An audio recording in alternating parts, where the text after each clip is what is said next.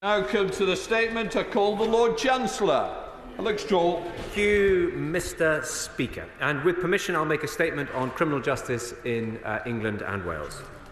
Mr. Speaker, keeping our people safe requires a relentless focus on cutting crime, cutting reoffending, and making sure those who pose the greatest risk are imprisoned for as long as necessary to protect the public. That's why it's welcome that crime has fallen significantly over the last decade, with particular falls of over 50% since 2010 for offences of violence and burglary.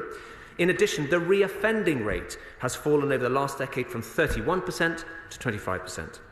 That hasn't happened by accident, but as a result of prioritising measures ranging from the tagging of acquisitive offenders post-release to giving the police the powers they need, such as stop and search. And at the same time, to take the worst offenders out of society for longer, we've taken action on sentencing. Those committing the most serious crimes are being sentenced to 40% longer behind bars. That's because we acted to end the injustice of automatic release at the halfway point for the worst offenders. Instead of getting out at the 50% mark, come what may, serious sexual and violent criminals must now serve at least 2/3 of their sentence in custody. Rapists are now serving nearly 3 years longer on average than they did in 2010, and we're going even further by legislating to ensure that rapists serve their whole term behind bars. Second, we've increased sentence maximums for the worst offenders, such as those who cause death by dangerous driving or cause the death of a child. And as a result of our reforms currently before the House, those who kill in the context of sexual or sadistic behaviour will in future expect to spend the rest of their natural lives behind bars. Life should mean life for those who commit the most heinous crimes. And third, we've introduced a power to enable the Secretary of State to block the release of offenders like Robert Brown, where to do so would pose an unacceptable risk to society. And meanwhile, we're pushing ahead with the biggest prison building programme since the Victorian era. We are on track to deliver 10,000 new places by the end of 2025, and we're committed to build 20,000 places overall. Today, Mr. Speaker, I can announce that we're going even further to make sure we have the prison places we need to continue locking up serious and violent offenders for longer, and I want to focus in particular on foreign national offenders, who I'll call FNOs from now on. Mr. Speaker, the number of FNOs has increased over recent years to 10,500, around 12% of prisoners in England and Wales, at an average cost to the taxpayer of around £47,000 per prisoner per year. These foreign criminals are not only putting a strain on the public purse, they are reducing the capacity of the prison system, and they should, we believe, wherever possible, be removed back to their countries of origin. And we've made progress. Last year, the government returned nearly 4,000 foreign criminals from prison and the community. That is a 27% increase compared to the year before, and we're going further. In October, I set out in this House our plan to reduce the FNO population. So we have, first, extended the early removal scheme from a maximum period of 12 months to 18 months, so that eligible FNOs can be deported up to 6 months earlier. Almost 400 have already been removed from the UK through this and other schemes similar since January. That's 61% up compared to the equivalent period a year before. Second, we've signed a robust new agreement with Albania, which has restarted transfer of Albanian offenders, the largest single cohort in our prisons. And we're legislating in the Criminal Justice Bill to rent prisons overseas, as other European countries have done. Mr. Speaker, this is important progress, but we must build on it. And we must do so by making sure that even more FNOs are removed from the country and that spurious barriers to their removal are quickly removed. And I can tell the House that we will radically change the way that FNO cases are processed. We've created a new task force across the Home Office and Ministry of Justice, including the Prison Service, Immigration Enforcement and Asylum and Modern Slavery teams. We've surged 400 additional caseworkers to prioritise these cases. They will be in place by the end of March, and we will streamline the end-to-end removal process. Second, we're expanding the number of FNOs we can remove, for example, by bringing forward legislation to allow us to remove foreign offenders with limited leave to remain under conditional caution. We are amending our deportation policy so we can remove those on suspended sentences of 6 months or more. We are making more use of the diplomatic levers we have to remove people back to their home countries, for example, expediting prisoner transfers with our priority countries, concluding new transfer agreements with partner countries such as Italy, being prepared to make use of the powers provided under the Nationality and Borders Act to restrict visas for any country where no progress on FNO removals can be made. This will allow us to deport more FNOs directly from prison in 2024, more than double the 1,800 we removed last year, and more than in any year since 2010. Mr. Speaker, let me turn to the growth in our remand population since the pandemic and the Criminal Bar Association action. This is important. When COVID hit, Mr. Speaker, we were confronted with two momentous judgment calls. The first was whether to order mass release of prisoners. Public health advice in this country, as in many others, was to release thousands and thousands of prisoners, given fears that the pandemic would rip through the prison estate and take countless lives. We declined to do that. And in the event, although every death is of course a tragedy, the total number of lives lost in prisons was under 200, thanks to the excellent efforts of HMPPS officers. Other nations took a different approach. In America, where I discussed this recently with my counterparts, tens of thousands were released. In California alone, the figure was 11,000. In France, nearly 13,000 were released. Now, of course, it's for each nation to take their own course, but I am clear that we made the right decision for public safety in our country. The second judgment call was whether to heed the clamour to end jury trials. Now, I believe that would have been a grave mistake, shattering a fundamental British freedom and dismantling the centrepiece of our justice system. The decisions we made, Mr. Speaker, were right for access to justice, right for public protection, and right as a matter of principle. But it has contributed to the fact that the number of defendants held on remand while awaiting trial or sentencing has increased by over 6,000 since 2019 to around 16,000 today. So let me turn to what we are doing. On the issue of pre-trial detention, the Lady Chief Justice has confirmed that if bail applications are made to the Magistrates' Court or renewed before the Crown Court, the courts stand ready to hear them within the short time limits provided in the criminal procedure rules. We also are exploring at pace the rollout of a remote nationwide pilot Crown Court capable of hearing new bail applications. The pilot would monitor whether these additional measures result in an increase in the use of tagging and appropriate support packages in bail applications. Mr. Speaker, to support this, the Government will invest £53 million of additional funding to expand the Bail Information Service, part of the productivity package announced by the Chancellor at the budget. This will enable our court system to operate as efficiently as possible by increasing the court-based staff and digital systems that can provide critical information to the judiciary, making the bail process more streamlined. And to support this work, a further £22 million of additional funding will be available over the next year to fund community accommodation. We will also increase awareness about the availability of tags, especially high-tech GPS and alcohol monitoring tags, to ensure that offenders can be monitored in the community where appropriate. Mr. Speaker, we will also extend the existing end of custody supervised licence measure to around 35 to 60 days. We will enable this to happen for a time-limited period and work with the police, prisons and probation leaders to make further adjustments as required. This will only be for certain low-level offenders. Where necessary, electronic monitoring will be applied to enhance public protection. Ministers will, of course, continue to keep use of this measure under review. This extension has been requested and supported by leaders in the prison service and police. Mr. Speaker, these measures all rely on a probation service that focuses its resource on the most critical points of the justice system, especially where an offender is first released from prison. In 2021, the Government reunified the probation service, which brought together all of probation into a single national organisation. We've invested £155 million of extra funding each year in the service and onboarded over 4,000 trainee probation officers since then. And that's why I will be taking steps to refocus probation practice on the points that matter most to public protection and reducing offending.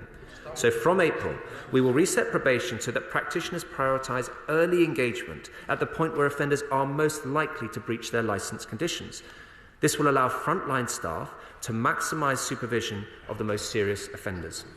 Similarly, for those managed on community orders and suspended sentence orders, probation practitioners will ensure intervention and engagement is prioritised towards the first two-thirds of the sentence, as experience shows that this most effectively rehabilitates offenders.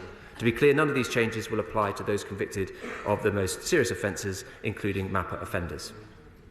Mr. Speaker, I express my deep gratitude for the efforts of all those working in the criminal justice system, prisons, probation, court staff, the police, prosecutors, lawyers and the independent judiciary. They are exceptional public servants.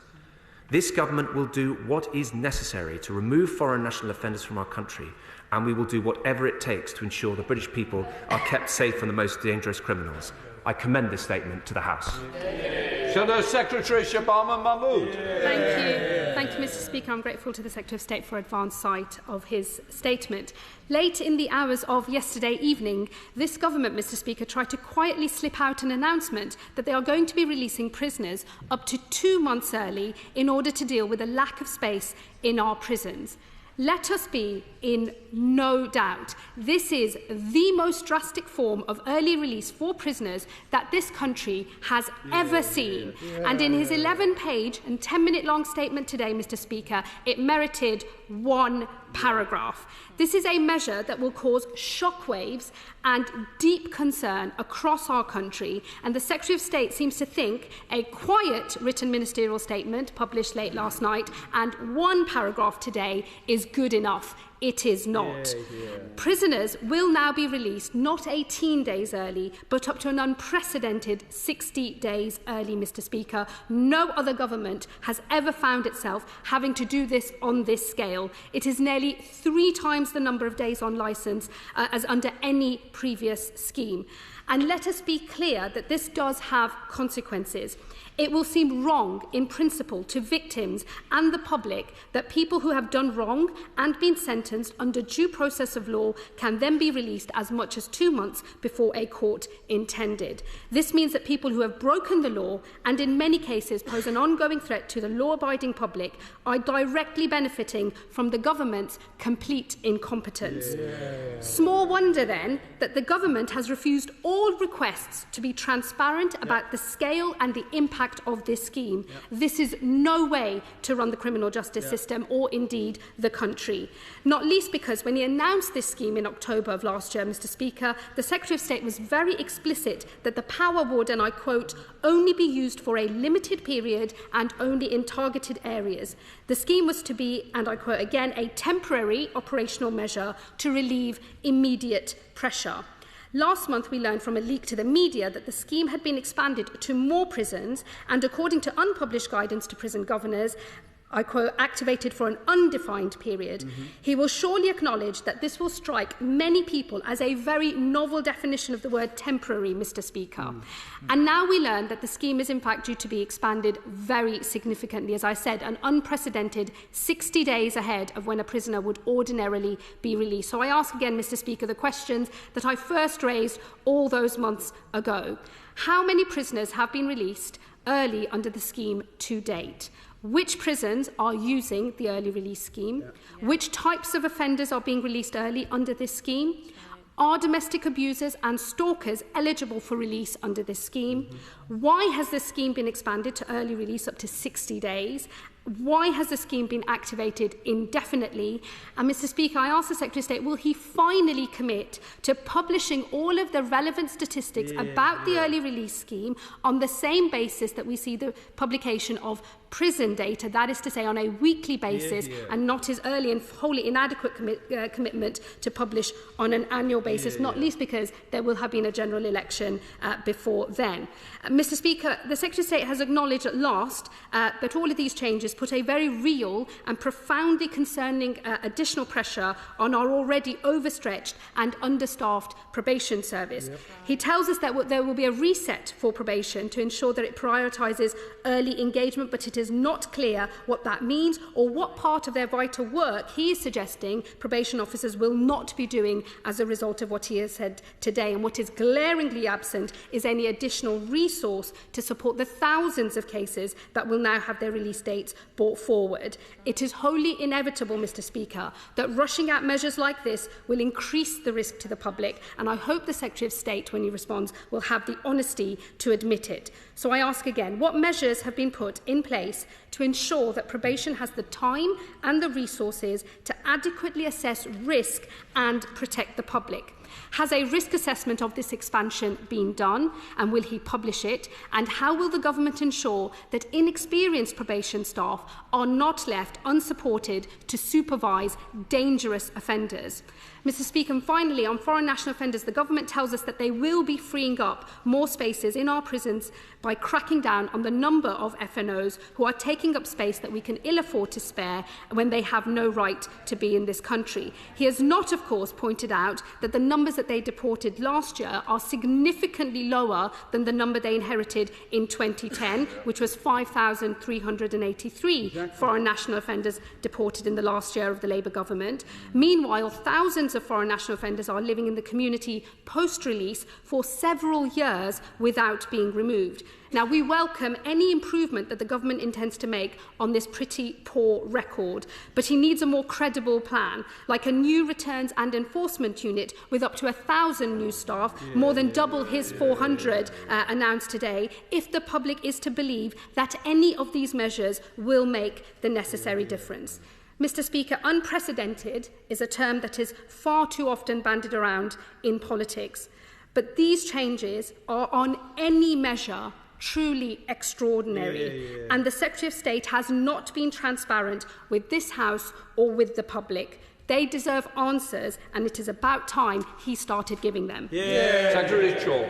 Well, I thank you, Mr. Speaker, and I thank the Right Honourable Lady for her points. So she addressed a number of issues. What she didn't address was the fact that when she was in government, for 3 years, the Labour Party ran a similar scheme. And does she want to explain, when she perhaps comes back, how many were released during that scheme? Well, in which case, I'm sure she'll welcome the opportunity to update the House. But she talks about risk, and she's right to raise these important issues. But I think it's also important that we set these out clearly and calmly.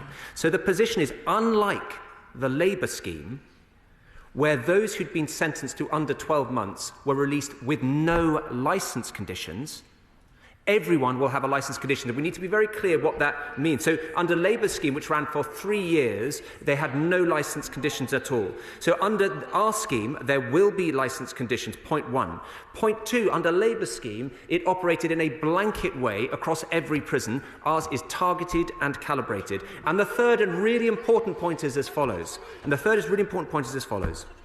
Under this scheme, there will be the opportunity for a gold command veto, where the governor has concerns about an individual. If you could just listen for a moment. Where the governor has concerns about an individual, that will be escalated to a panel with senior officials who will make a decision based upon what is that offender's history, what is the proposed bail address, what are the conditions that could be imposed, a not to contact, not to enter, for example, not to abide by a curfew, to potentially be tagged, and if the governor has concerns then about safety, then that person will not be released. That is a safeguard that was not available under the Labour scheme, which ran for 3 years, and it is absolutely critical to prioritising public safety, and that is our absolute focus. The second point is this.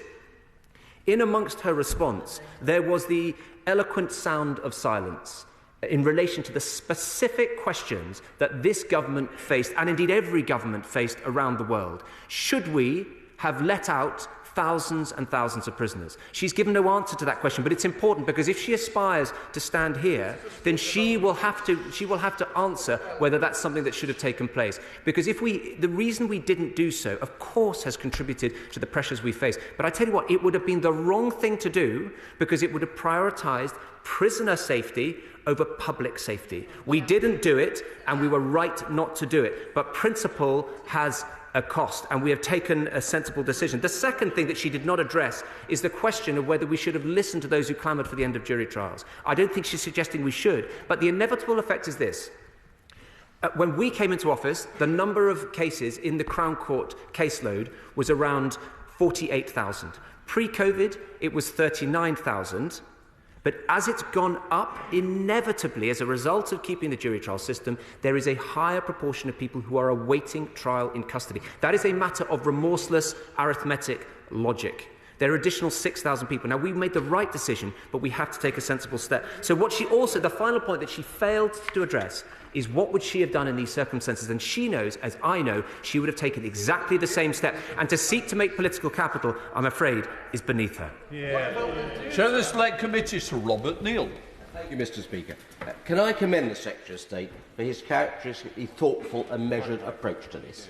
Would he agree that it does no one any good service to try and reduce this to simplistic arguments? Because the truth is, dealing with prison capacity, where there are real pressures, which everybody has recognised for many, many years, demands a careful set of checks and balances. Would he agree that those are in place? Or would he also agree that we need to be careful in being honest with the public in saying that, however much we try, prison places are expensive and finite, and therefore we must have a system which makes judicious and intelligent use of prison, which includes locking up those who are dangerous, but having alternatives for sentences for those who can be dealt with and punished in other ways who are not dangerous to the community. Isn't that the objective?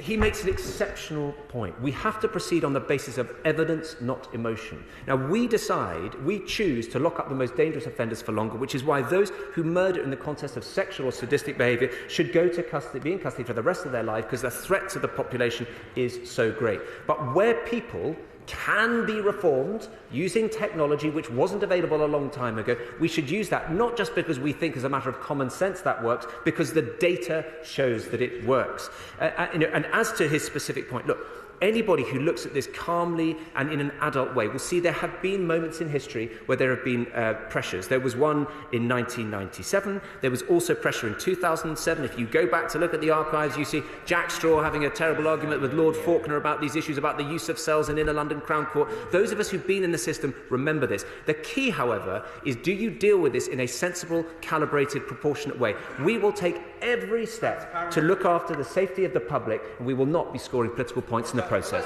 Andy Slaughter. Thank you very much, Mr. Speaker. Last week, the Prisons Minister and I visited Wormwood Scrubs Prison. We found doubling up in single cells with unshielded toilets. We found overcrowding affecting time out of cell and access to work. The education service described as poor, food budgets of £2.70 a day. Staff told us assaults on officers are not being prosecuted. What is the Minister doing to improve conditions in our Victorian prisons, which are vital for the welfare of staff, the rehabilitation of prisoners and ultimately the protection of the public? Well, the first thing I'd like to do is to commend the Honourable Gentleman for going to visit his local prison. It's extremely valuable, and I'm grateful to him for the feedback he's provided. So he's raised a number of issues, and I'd be happy to write to him, but can I just deal with one thing in particular? We ask prison officers to do an extremely difficult job. On the one hand, to be robust. On the other hand, sometimes they have to be sensitive. And to assist them with doing so, we're ensuring that they are paid properly, so we accept every last penny of the Prison Service Pay Review body recommendation. But the second thing is rolling out body-worn videos so that they know if a situation looks like it's escalating, that the evidence will be there and it provides a powerful deterrent effect. But the third and final point is we are reducing attrition, because as I hope he will agree with me, experienced prison officers are the prison officers who can make those tough decisions, when to be tough, but when also, metaphorically speaking, to offer that hand of support. Tracey Crouch. There is clearly pressure on the prison estate, and I appreciate that some of the challenge to the Justice Secretary's statement today is that there will be many thinking that we're not keeping in prison people who should be there.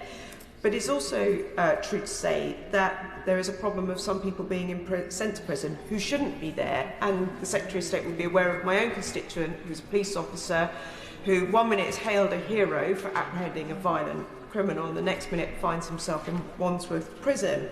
So there is a slight irony on the back of this statement that the government intends to actually put further pressure on the estate through clauses in its own current criminal justice bill that proposes the imprisonment of beggars and rough sleepers. Now, given what the Secretary of State is saying today, will he now consider supporting the clauses and amendments that have been tabled in the name of our honourable friend, the member for Harrow East, and supported by myself, the member for Cities of Westminster, and many others across this House, which would remove the intent of imprisoning rough sleepers and beggars?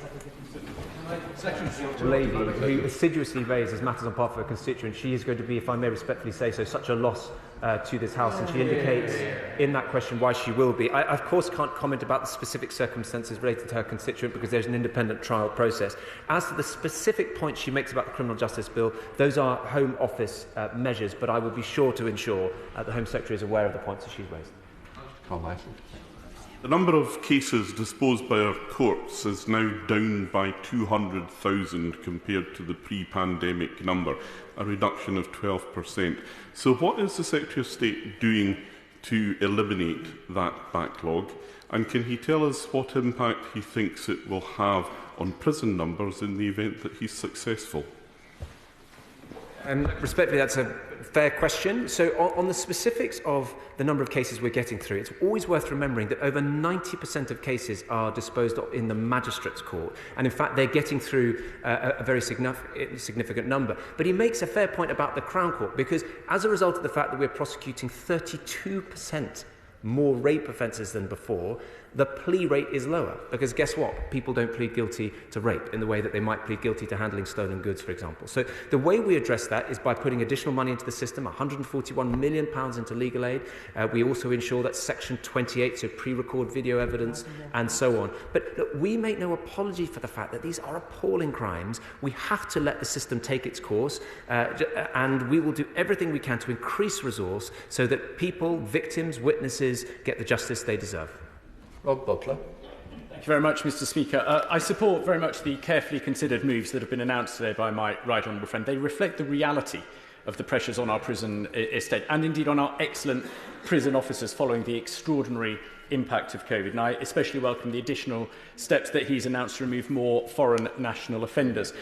The Lord Chancellor spoke of a reset in probation. I wonder if he could set out for the House in a little more detail how he hopes this will reduce reoffending and so cut crime, which of course is what we all want to see, fewer victims of crime.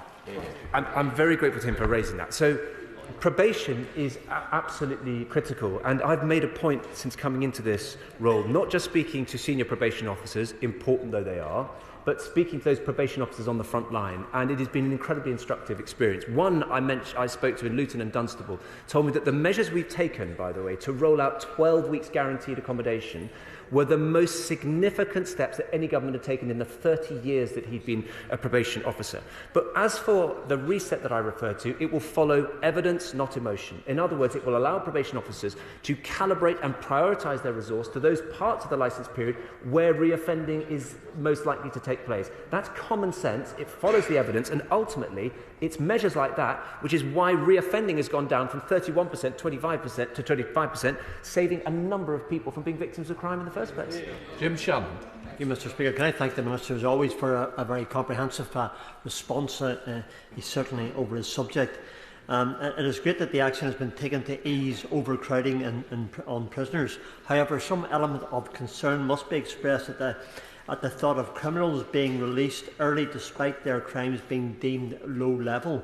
What procedure will be followed to ensure that those being considered for early release pose absolutely no threat to the public? And what are the Minister's plans should one reoffend upon release? Thank you. And I thank him for raising that, because it's really important that we in this House, wherever we sit, ensure that a clear and accurate message goes to the public. So those people who are out will be on conditions. Those licence conditions mean that if a condition is breached, not necessarily committing an offence, but if the condition is breached, not only will they be recalled for the period of ECSL, but potentially for the entire balance of their sentence. That's a really important point to understand. So that condition could be a contact condition, it could be a residence condition, it could be a cooperate with probation decision, it could be a not to go to Strangford Town Centre condition. These things are important conditions to ensure that the public are protected and society is kept safe. James Sunderland. Mr. Speaker, I welcome the statement today on foreign national offenders, but this is ultimately about law-abiding British people. Does the Justice Secretary agree that we should instantaneously remove any right to remain for those who abuse our hospitality by committing the most serious crimes at the end of their sentences? Do you know what? He's absolutely right about this. People who come to our country, who enjoy the hospitality of this country, should expect short shrift if they repay that with crime, because that is an offence not just against the individual, but against our entire community. And that's why we are taking robust action to deport foreign national offenders. I'm afraid to say it's action which is not shared on the opposite side. In 2020, there was a letter sent to the then Prime Minister urging him not to allow a plane load of foreign national offenders to take off. Who signed it? The Shadow Secretary of State. Sir Desmond Sway. Is the Lord Chancellor alive to a principal concern and source of frustration amongst Crown Court judges, namely the frequent delisting of cases at short notice, with all the consequences that then follow for delay and for increasing numbers of prisoners on remand, occasioned by a growing shortage of criminal barristers, and that in turn will lead to a reduction in both the quantity and quality of future judges?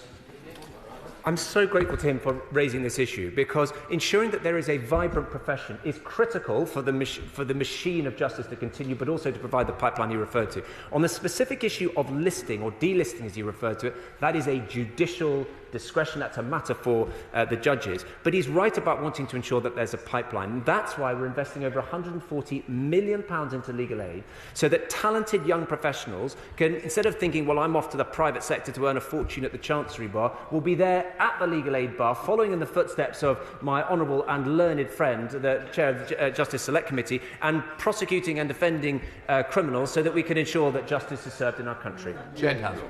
Thank you very much, Mr. Speaker. Does my right honourable friend agree with me that under the new scheme, victims will see justice prevail while efficiently being processed the foreign national offenders to leave the country, unlike the previous Labour government that actually had people who had already served their sentence languishing in prison beyond their sentence while the deportation court caught up with the process?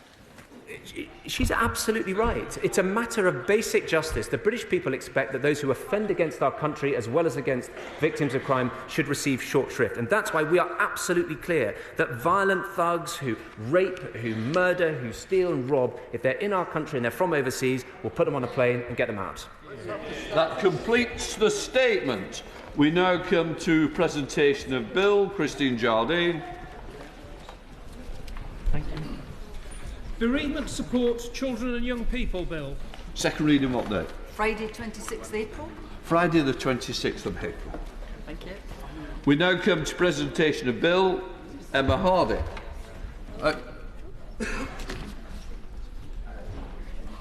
Emma Hardy. Thank you. Personal Protective Equipment at Work Protected Characteristics Bill.